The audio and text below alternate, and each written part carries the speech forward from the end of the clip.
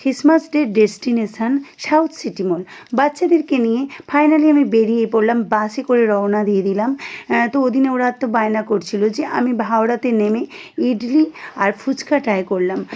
তো তারপর আমি আবার রওনা দিলাম। দেখো ফাইনালি আমি সাউথ সিটি মলে পৌঁছে গেছি।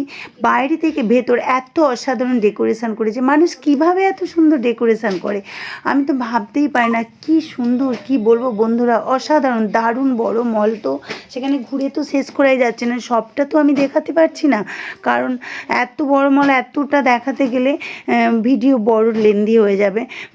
তো আমি ফাইনালি ভীষণ ঘুরেছি, ভীষণ এনজয় করেছি, খুব মজা। পায়ে ভীষণ ব্যথা ছিল ওই মুহূর্তে, আমার ব্যথাটা আর অনুভবই হচ্ছিল না, মনে হচ্ছিল না যে আমার পায়ে ব্যথা। তো ঘোরাঘুরি করে ফেললাম, কিচ্ছু আমি ওখান থেকে কিনিনি, আমার কেনার প্রয়োজনই পড়েনি। সেখান থেকে আমি বেরিয়ে এসে মকটেল ট্রাই করলাম, তারপর আমি দই ফুচকা